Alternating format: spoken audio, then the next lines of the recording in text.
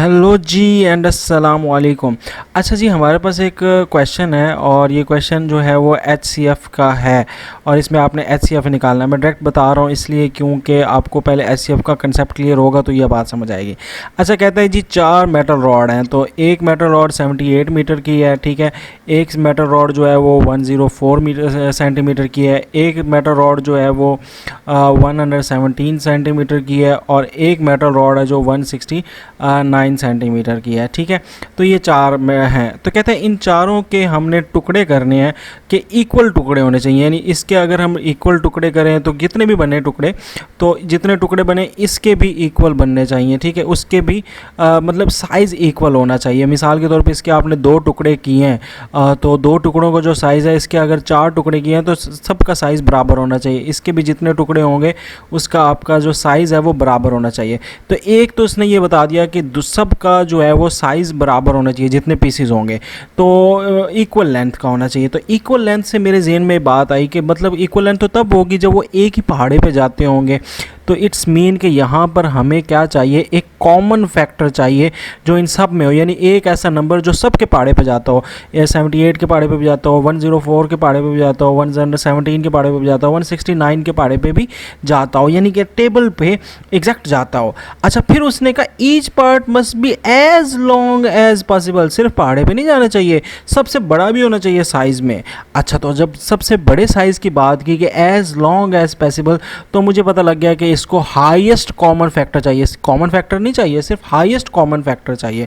तो भाई क्या निकालना है आपने, हाईएस्ट कॉमन फैक्टर निकालना है, दैट इज़ HCF आपसे पूछा हुआ है इसमें। तो अब आपने कुछ चुप करके इन 4 नंबर्स का HCF ले लेना है।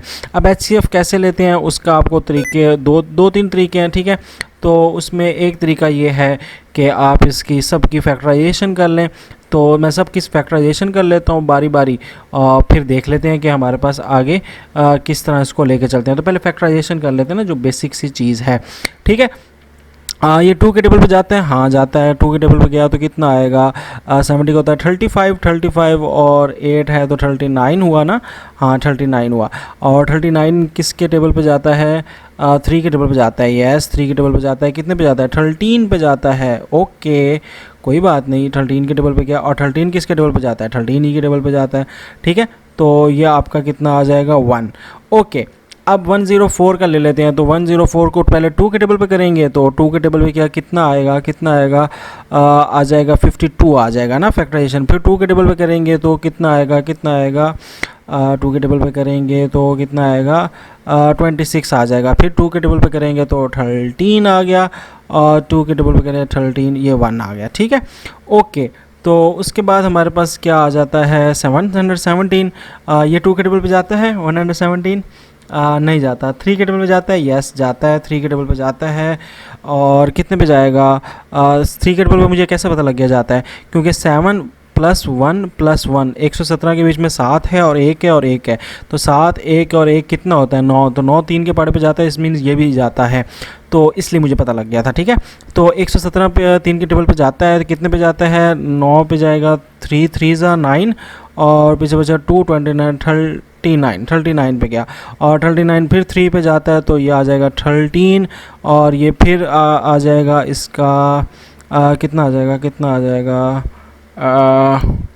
इसको करें ये 13 पे ही आएगा ना, तो 1, ठीक है। अब 169 है, क्या ये जाता है उसके टेबल पे, 3 के टेबल पे, तो 9 और 16 नहीं जा रहा। 2 के टेबल पे जाता है, नहीं जाता। 3 के टेबल पे जाता है, नहीं जाता। 4 के टेबल पे भी नहीं जाता, 5 पे भी नहीं जाता, 6 पे भी नहीं जाता। 7 पे करके देख लेते हैं। 169 7 पे किया तो 14 और 29 7 के टेबल पे भी नहीं जा रहा, ठीक है। अब इसको देखेंगे 8 के टेबल पे भी नहीं जाएगा, 9 के टेबल पे भी नहीं जाएगा, 10 के टेबल पे भी नहीं जाएगा। 11 के टेबल पे देख लेते हैं, 11 के टेबल पे जाता है, 11 के टेबल पे भी नहीं जाता।